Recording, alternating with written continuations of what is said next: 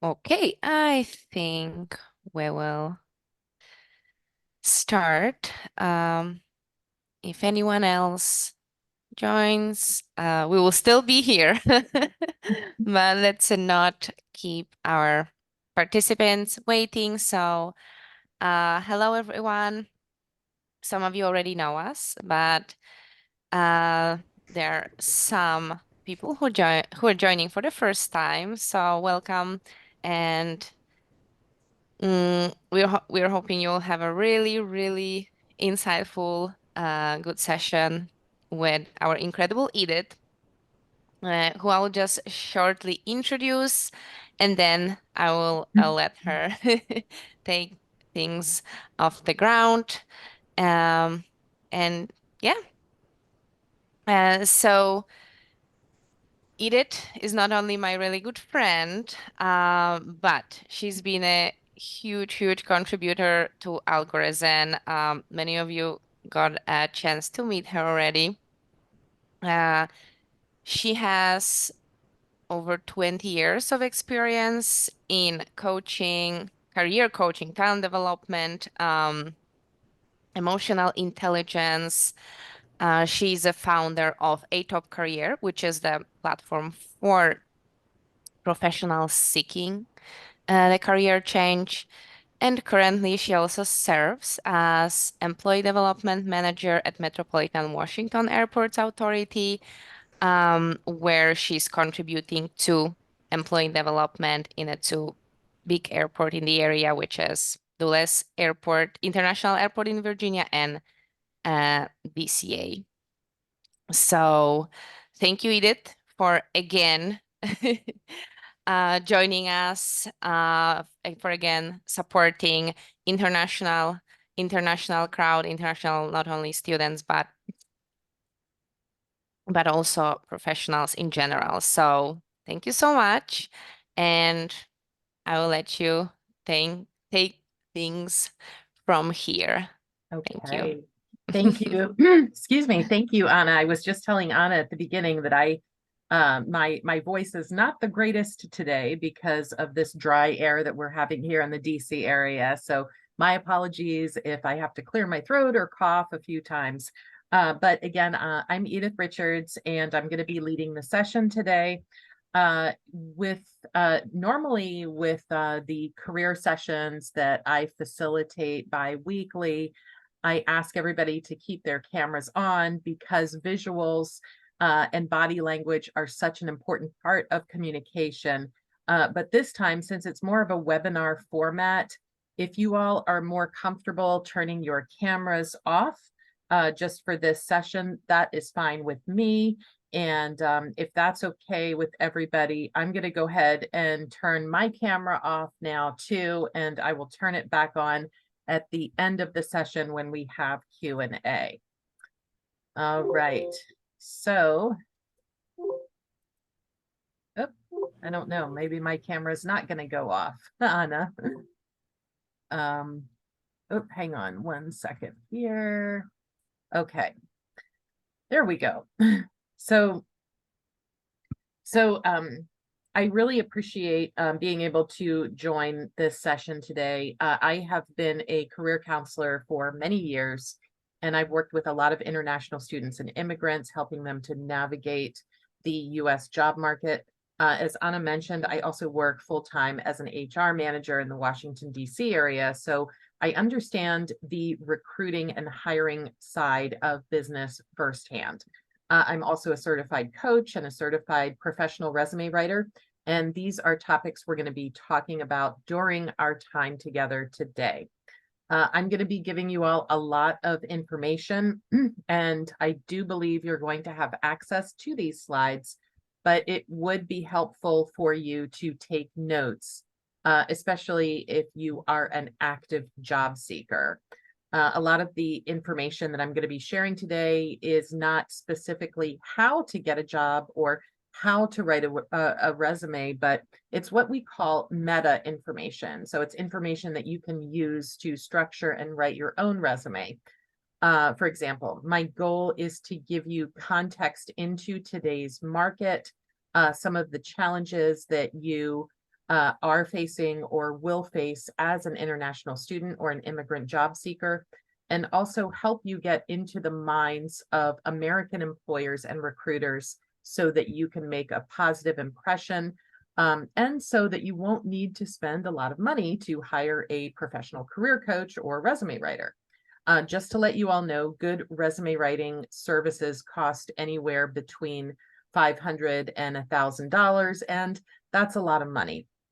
What I'm going to be sharing with you today is information that you can use to position yourself to boost your resume and job search skills so that you have the best chance to succeed in today's job market. So let's get started. A few key points that we're going to be talking about today. First, challenges that you're going to have as an international student and job seeker, cultural nuances. What this means is words, phrases, and maybe even beliefs that differ between countries and regions. And these nuances can cause a lot of trouble when we're communicating. This leads me to our next point, which is communicating with American people. You are living in the US now, so it's very important to do your best to flex to the American style. And we're going to be going over how best to do that. Then we're going to jump into job searching in 2024, what you need to pay attention to in terms of social media, how to communicate with recruiters, and finally, how to write a resume that gets through the applicant tracking systems and gets noticed by a human being. Okay, so let's start by talking about some of the challenges that you're facing as an international student or an international job seeker. The first one is, I want to mention visa and sponsorship, and this is not something that you have a lot of control over. I do want to mention that this is a huge barrier, and it's something that the good folks at Algorithm are very aware of, and they do great with providing assistance with. This is also not my area of expertise, so I'm not going to be focusing on this during this presentation, but I do want to let you know that you have a lot of support on this topic. Language barriers is the second topic, and this is something that I cannot stress enough. It is very, very important to practice speaking English. Most of the Algorithm students I've encountered spend the majority of their time in their own communities, with their own families, speaking your own language. And believe me, I understand. It's your comfort zone. It's not comfortable at all to get outside of your comfort zone. And the downside of this is that if you're not speaking enough English with native speakers to get fluent, this is going to hurt your job prospects. So this is a good time, I think, for me to cite some statistics here. One study that was published found that over 40% of non-native English speakers have no close American friends. And the sad thing is that this same study also reported that these non-native speakers want to have more meaningful interactions with Americans. And finally, the same study again also found that international students from East Asian countries have the least positive friendship experience in the United States than non-native speakers from other countries. So these findings suggest that there's a breakdown in communication between non-native speakers and Americans. And we're going to be talking about how to address that shortly. So next, language barriers. A lot of non-native English speakers say the reason they don't talk to Americans is their English isn't good, but their English isn't good because they don't talk to Americans. So which comes first? We're going to be talking about that shortly as well. Competition. You are competing against qualified Americans for jobs. And this is really tough. Your technical skills may be fantastic, but that doesn't mean that you're going to be able to convince an employer to hire you. So let me pause here and ask the group other challenges that you all are facing. If you'd like to unmute yourselves or type a message in the chat, please feel free to do so. Other challenges that you may be facing in your job search as an international student or immigrant job seeker.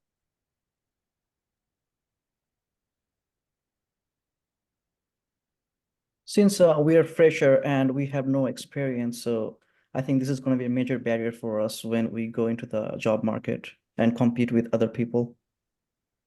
Lack of experience, right? Yes. And that kind of pings back to the competition piece here as well. So yes, thank you for sharing that. Looking in the chat here, visa sponsorship is the current blocker in the job search. Totally understand. Yes, yes. And that is a major issue. All right. We just pause here for a few more seconds in case anyone else would like to chime in.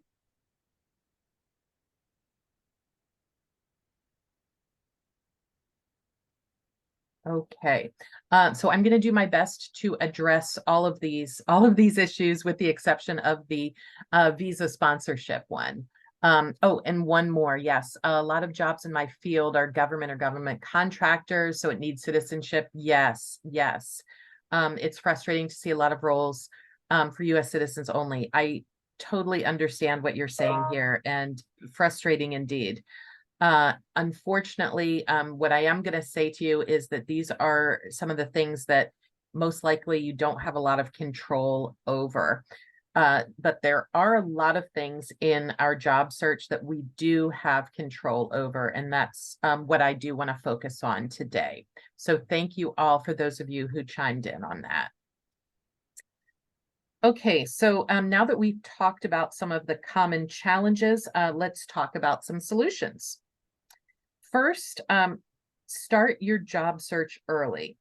On average, in today's market, it takes about 3 to 6 months from start to finish to get a job, to get hired. And this is according to Flex Jobs. Now, this is average. For you all as international job seekers and immigrant job seekers, your job search may take longer. So therefore, the earlier you can start, the better. The next strategy is to network and build connections. And this is one of the best things that you can do for your job search. People hire people they know, and they hire people they like. We are going to talk a little more about how to do this in a moment, but first, I want to give a quick shout out to our career mastery sessions. These are the bi-weekly communication skills sessions with Algorithm, and I've been leading these sessions, and for those of you who are a part of this organization, I do encourage you all to attend, as networking and connecting with recruiters and hiring managers is something we talk about regularly. So next is using university resources. So all universities have a career services office and career counselors or advisors who are on staff. Career services departments help students and alumni to find the best jobs that are suited to their degree and background and also their personal skill set. They also make connections and partner with companies to ensure that students and alumni have opportunities to pursue a career by facilitating job fairs and employment search portals.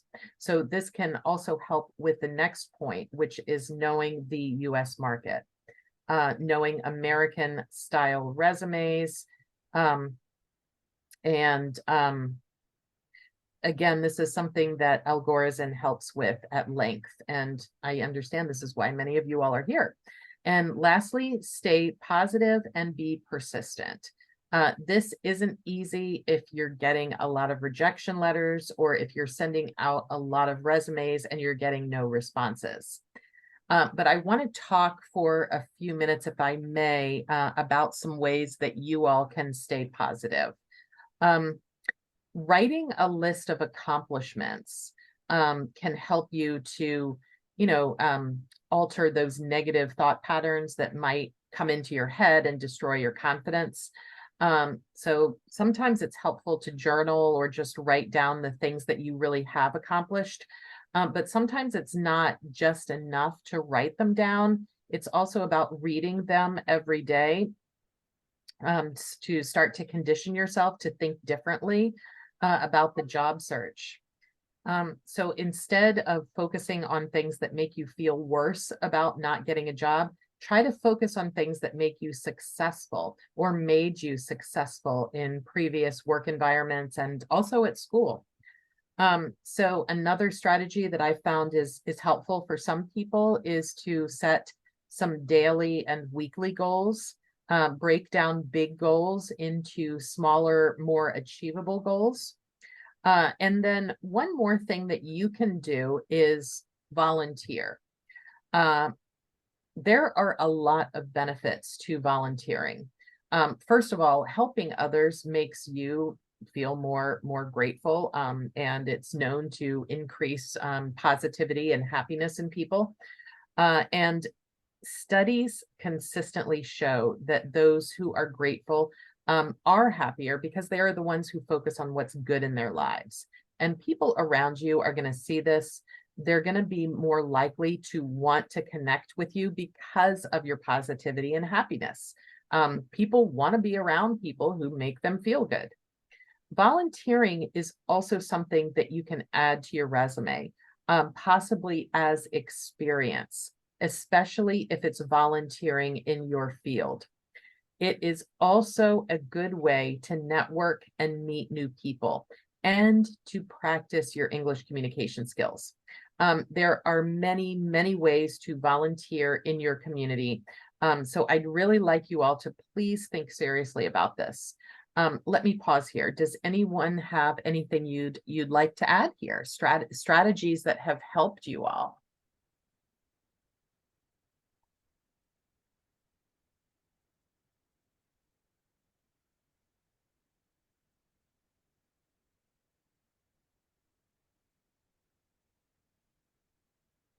Okay, I think that means I must have covered the main ones here. So that's good. I'm going to go ahead and move on. So let's talk about communicating with Americans. A lot of immigrants are reluctant to communicate with Americans because they don't have a whole lot of confidence in their spoken English. And this may be for a number of reasons. It could be related to a lower willingness to assimilate, and as a result, a low willingness to learn English. I understand, as I mentioned earlier, that it's much more comfortable and it's easier to be around people who are from your own culture and speak your own language. The danger in staying in that comfort zone too long is that first of all, you're going to be in your own community and not acclimating to American life. And that's just going to make life in the US more difficult. And then secondly, there may be a certain perception from Americans about you. And I really hate to say this, but unfortunately, there are some people who can judge you unfavorably or unfairly. And I've seen a lot of immigrants who don't interact with Americans on a regular basis say that they're afraid that Americans will judge them unfairly because of their lack of English or poor pronunciation or things like that.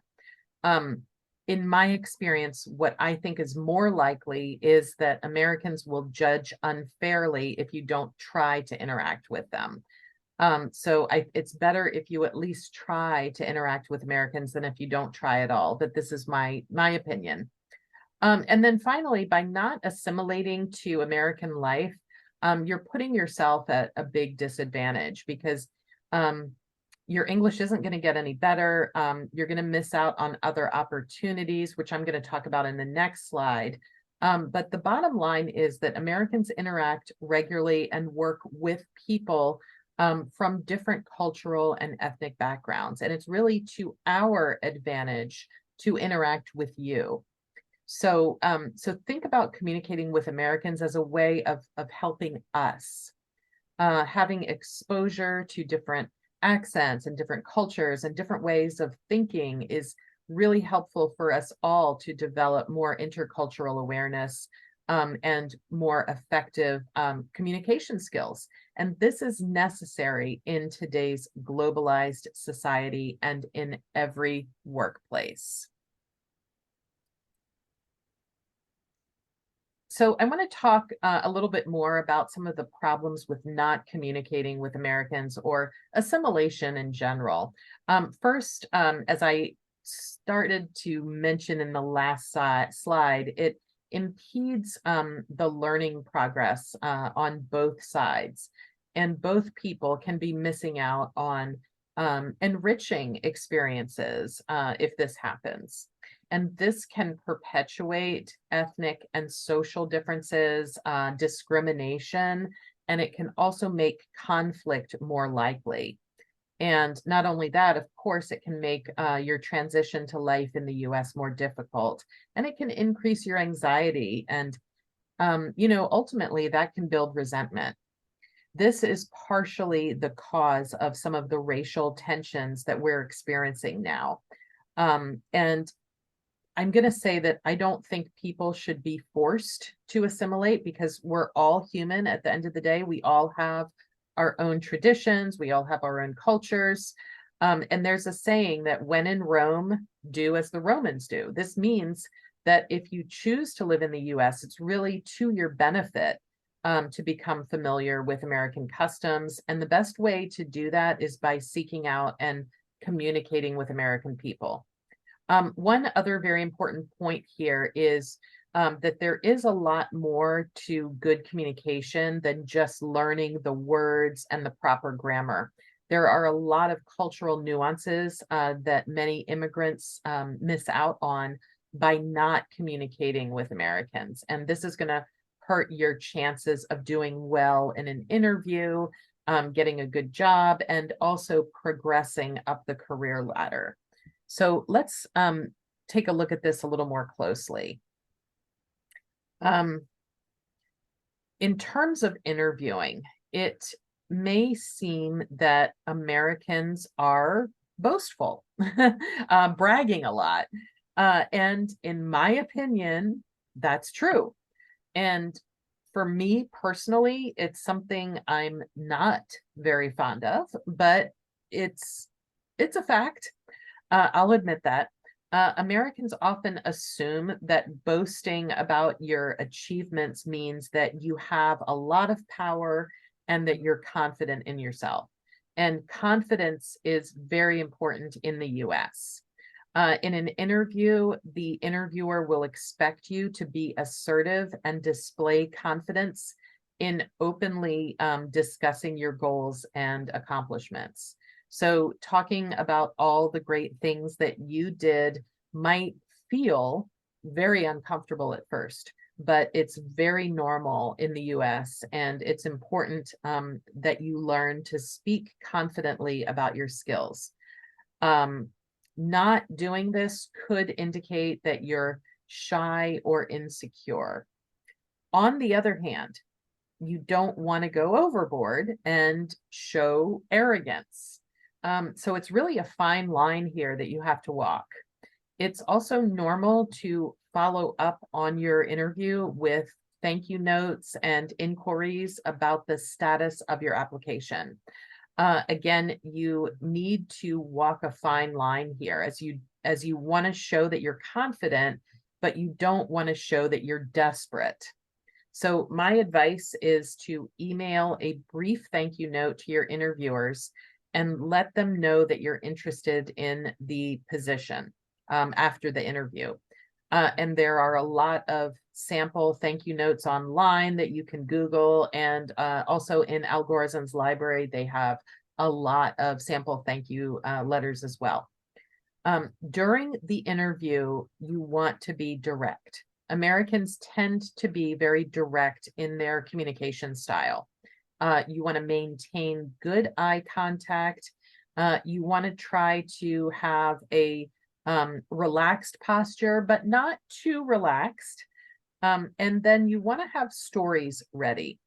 We talk about this a lot in our biweekly communications classes.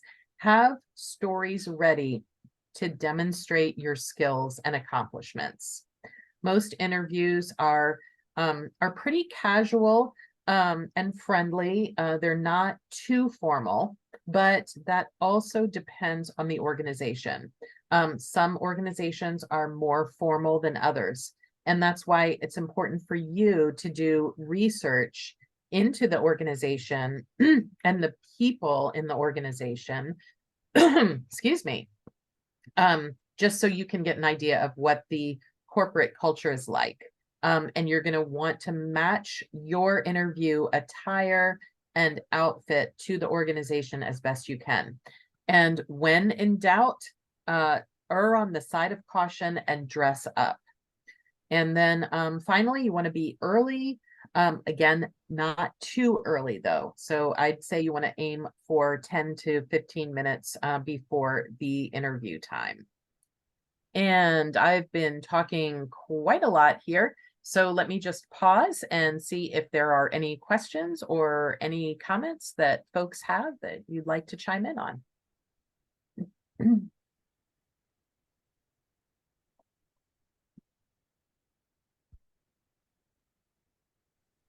I have one question here.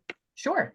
So you mentioned that after the interview to write down a thank you note to the interviewer. Yes. So I mean, when I'm attending one interview, so do I mean, the interviewer, are they gonna share their information, like contact information, everything with us? Because I mean, how do we know that, how to connect them or contact them? Yeah, that's a great question. You can certainly ask them for their contact information to follow up.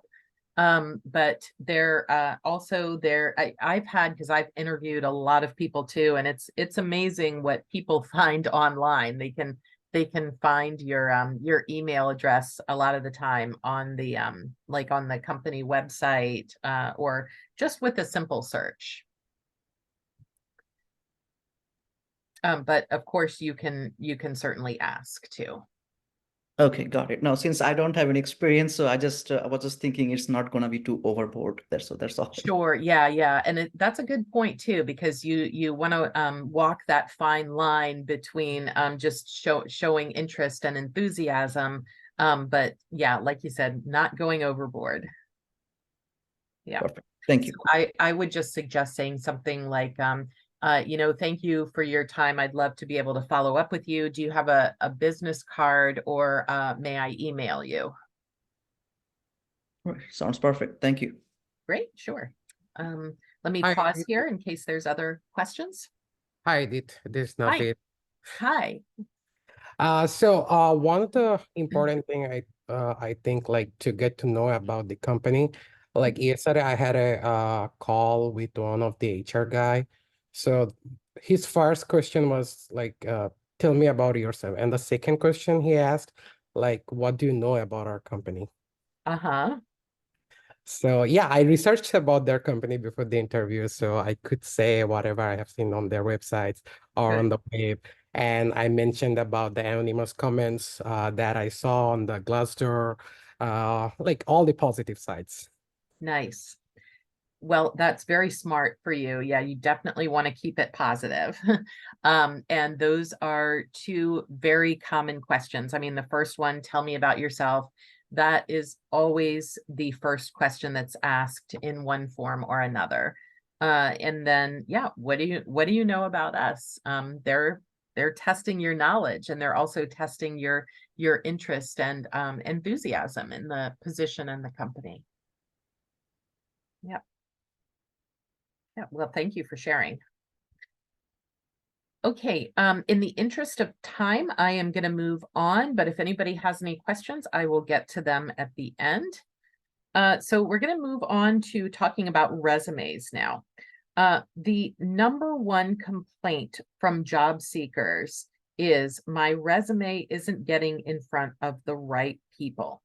And I get it. It is frustrating, it is time consuming, and it is very often discouraging looking at all of these jobs online and applying for them.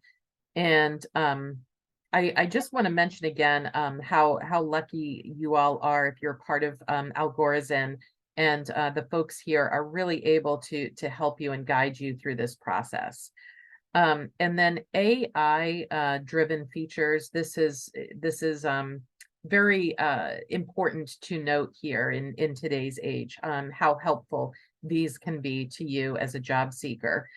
They are also very helpful, believe it or not, for recruiters and for hiring managers. One of the biggest resume mistakes that I still see is an outdated and generic format.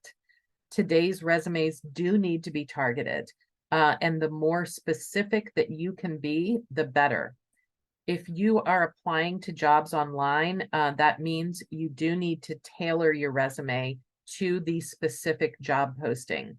I also want to mention here the website jobscan.co, jobscan.co, because this site and similar websites and also AI can help you in writing a targeted resume.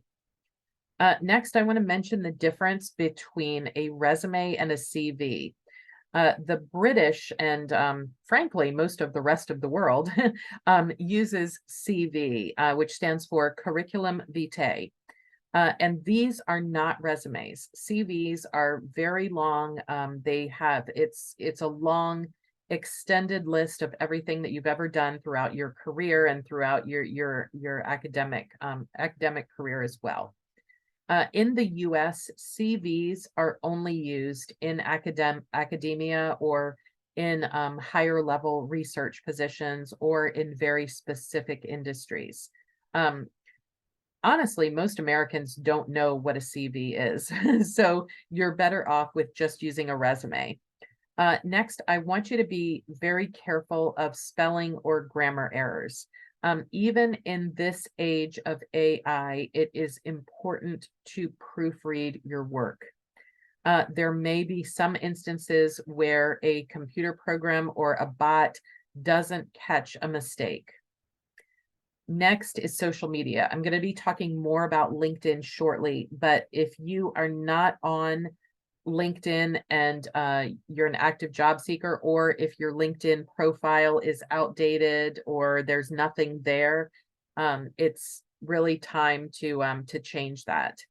And you do want to include your LinkedIn URL on your resume.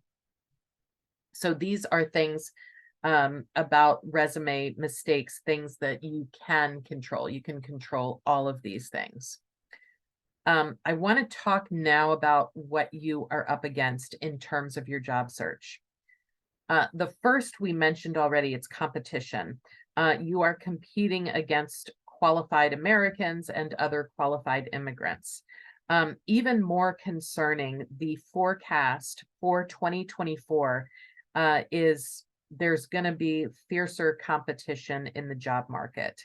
So there are opportunities, but a lot of companies are tightening their belts in terms of their finances, and they are really going to be looking for standout candidates.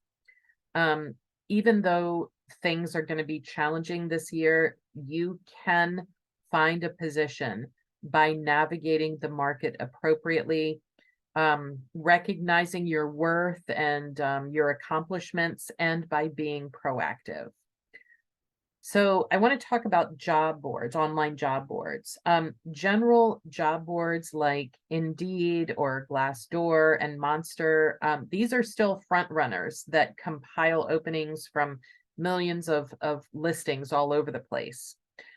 With advances in technology, it's become very easy to apply for jobs, and companies are more inundated than ever with applicants. This can make it a lot more difficult for you to stand out. Applicant tracking systems, or ATS, are actually designed to disqualify job seekers. So a couple of tips here. You want to avoid unconventional resume designs and stick with a document that has clearly marked headers. Keep your language straightforward, include relevant keywords from the job description, and clearly highlight your experience. I also want to mention this. Make sure that you account for every required item and desired item in the job description. Your resume is going to be scored higher if your resume meets every criteria listed in the job description. Now, I'm not saying lying here. You don't want to lie on your resume. Absolutely not. You're going to be found out. But the more that your resume demonstrates that you check every box there in the job description, the better your chances are. Don't use custom fonts. Don't use images in your resume. Some applicant tracking systems are still not able to read these properly. I want to mention here this 5-second scan. If your resume does pass through the applicant tracking system and it gets to an actual human being, they are only likely to give your resume a 5-second scan. That's what that means. So what in terms of what this means for you, if that recruiter or HR assistant who's reading the resume can't find what they're looking for in 5 seconds, you're out of luck. In a future slide, I'm going to give you some tips on writing to recruiters. But for now, one of the best things that I can tell you to do is to have very clear headings and make your resume easy to read. Moving on here to inconsistent advice. So every career counselor, every recruiter, and every hiring manager has a different opinion about what to include in a resume. Me too. I have my own opinions, and they might differ from another hiring manager. Unfortunately, my opinion doesn't matter unless I'm the one who's interviewing you. So you're going to get a lot of inconsistent advice, and I'm going to suggest that you just take it with a grain of salt. The only opinion that matters is the person who's interviewing you or offering you the job. Lastly, you should expect to face more online skill assessments during the recruiting process. Interviews are going to continue to be virtual for the most part, and many companies are now using video platforms to record your answers to automated questions, and they're going to assess your responses using algorithms. So one item I want you to be especially aware of in this age of AI is scammers. There are scammers out there. They steal information in fake job postings. So you want to be careful about the positions that you apply to. Check the company's website to confirm that the opportunity is a real one. And you should never have to provide sensitive information like a social security number or your bank details on a job application. So these are all the things you're up against, but these are things that are out of your control. Let me pause here in case anyone has any questions.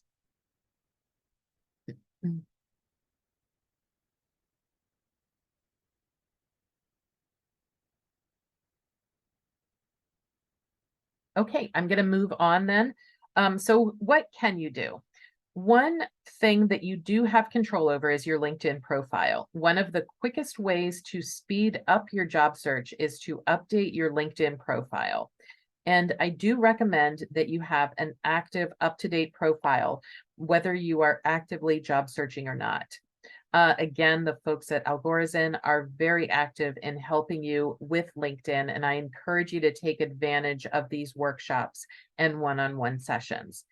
There's also a lot of great information out there about LinkedIn profiles, YouTube, and just a wealth of information about this nowadays.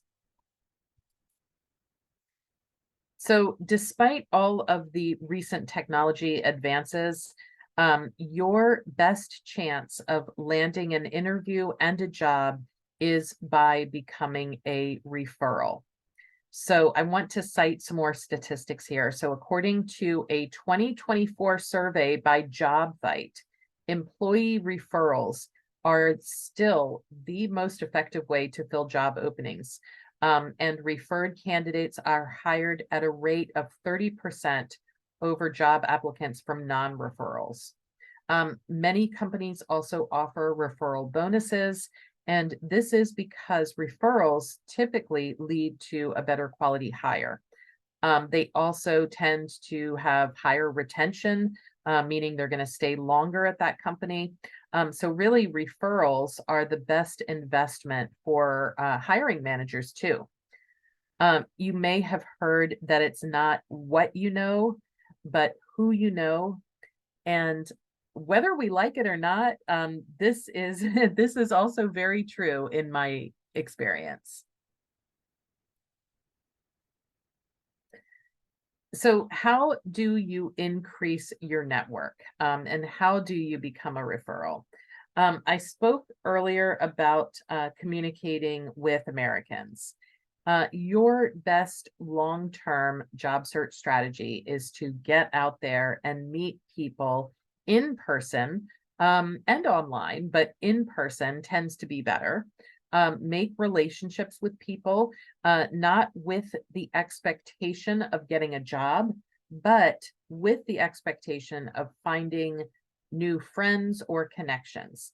Again, this is a long-term strategy. This is not something that's going to work overnight. This approach, though, is going to help you to become more confident in yourself, and it's also going to help you to increase your network. Again, this is by far the best thing that you can do for your long-term career success. Shorter term, you're going to want to start connecting with people in your industry as well as recruiters. Don't be afraid to reach out to a recruiter on LinkedIn and schedule a 15 or 20-minute phone call about open positions that they might have. You can use the time to ask them for feedback on your resume, or also get an idea of how to best tailor your resume to an open position. Typically, recruiters will want to see a a summary section on your resume with relevant skills instead of the word summary. So you'll want to replace that with a job title. You will also need to have section headers with bullet points, as well as use a professional and readable font. So bottom line is that you want to make your resume easy to read, and we talked about the 5-second rule earlier.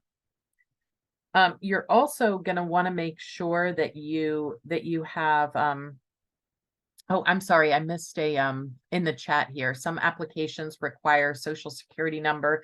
Is that a definite red flag? Thank you for this question, Fariha. And a job application and a resume, let me just note here, those are two different things. A job application is a legal document, and yes, there are some job applications that require a social security number, but I'm still going to recommend that you proceed with caution here. Again, just check the website, check the organization to make sure it's a legit organization. Not necessarily a red flag if it's an application, but again, proceed with caution. Accomplishments. There has long been this shift from listing job duties on your resume to showcasing achievements. And this current focus in today's world is on what we call digital storytelling. And this encourages you to weave a story, a compelling story about your professional journey. So this approach is going to require you to think about things that you've accomplished throughout your career. So some questions to help you get started include: what did you do to go above your normal job duties? How did you stand out among others? Were you ever recognized by a supervisor? And then this last question, think about what made you really, really great at your job. Also, think about showing your remote work experience, as employers are now looking for candidates who thrive in a digital environment. There's still an emphasis on diversity and inclusion, especially in the global workplace. So think about any achievements that demonstrate your commitment to diversity and inclusion. Soft skills, quote unquote, soft skills are taking on even greater importance in 2024. So skills like communication and collaboration, adaptability, problem solving, and other emotional intelligence skills are some of the things that are being spotlighted on resumes, and these should be noted in your achievements. So as you are structuring and writing your resume, think about dividing it up into 3 sections. Summary is going to capture the reader's attention. Experience provides accomplishments that resonate with your audience, and your education, which includes your degrees and training that supports your target job.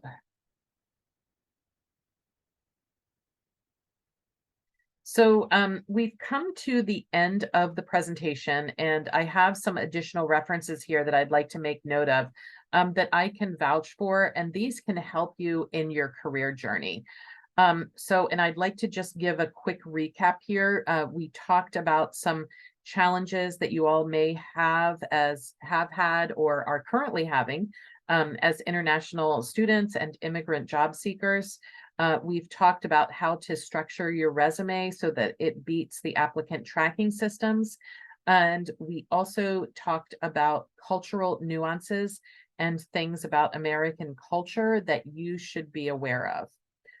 The last thing I want to mention here again is that the best thing that you can start doing now for your current and your future career is to get out there and start connecting with American people. Practice speaking English, be open to making new friends and colleagues. This is going to increase not only your competence, but your confidence. All right, and with that, let me pause here and see if there are any questions or comments that you all would like to make.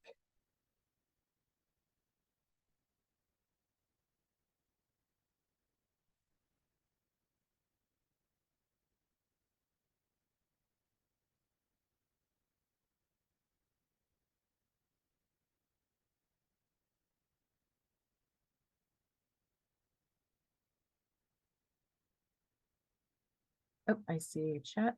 Okay, no. Okay. Well, I will stick around here for a few more minutes, but thank you all for taking the time to come here today. And I'm wishing you all the best in your job search. And I'll stick around again in case anybody does have any questions or would like to stick around and just talk. All right. And I'm just reading the chat here. Try to connect with recruiters by sending them a personalized connect request, telling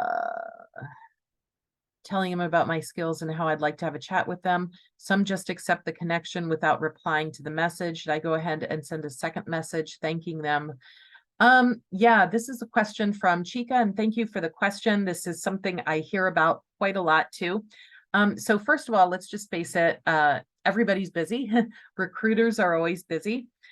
So it may be that they just, they did not have, they missed it. So probably a reminder might be good. But I think what might be even better is if you have a mutual connection who can bridge that connection with the recruiter for you, that would be ideal. And this is the point to second and third degree connections on LinkedIn. So if somebody can actually vouch for you, your stock goes up, and that can help. But I do agree with you. A lot of people, for a lot of reasons, whether they're busy or not, or whatever, they sometimes don't respond to requests for, that phone call. It has to be in their best interest. So think about what's in it for them. And this is why I'm saying building a long-term strategy of connection is better than just reaching out randomly. If you're some random person and you reach out to me, hey, can you help me with my job search? Like, why would I help you if I don't know you and I'm busy? So try to think about it that way. I hope that helps.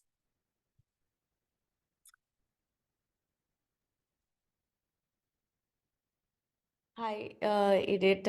Thank you for an insightful session. I have a quick question. So, I recently had an interview with one of the company, and it went really good. The first round it was a telephonic conversation. The recruiter mentioned that we will be progressing forward, and she would set up a meeting with the hiring manager and everything.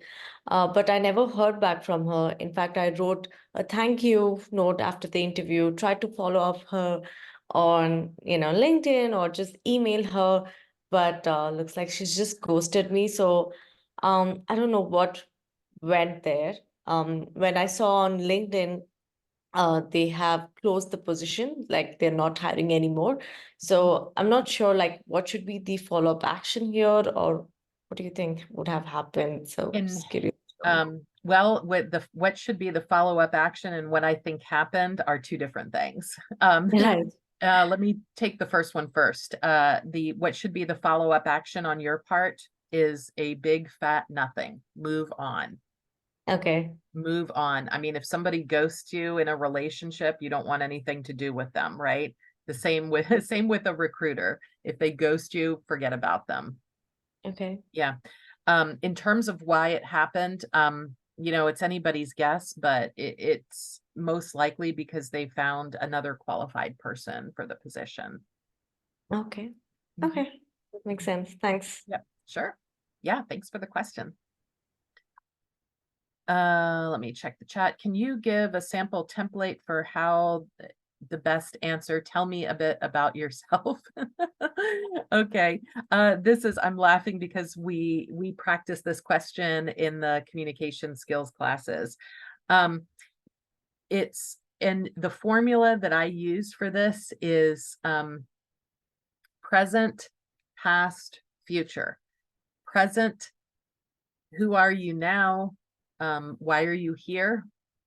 Past, my background is in XYZ, and I have a history of, and share your accomplishment. And then future, I am looking to start a career with, and then tailor the response to the job that you're interviewing for. So hopefully that makes sense.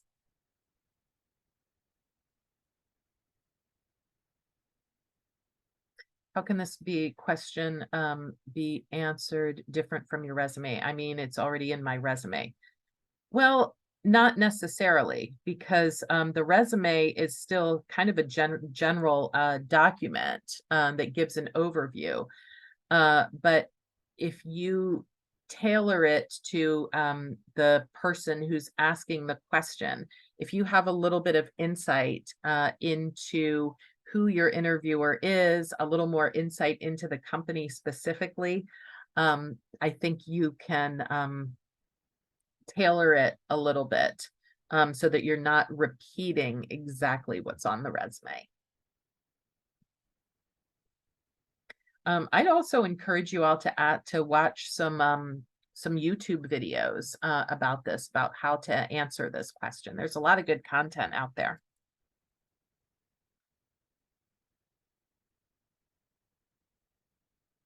Right.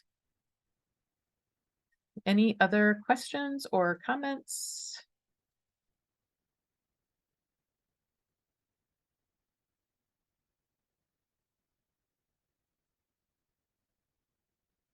Okay, well, thank you all very much for taking the time to be here, and I'm wishing you all the best in your career success. Thank you very much and take care.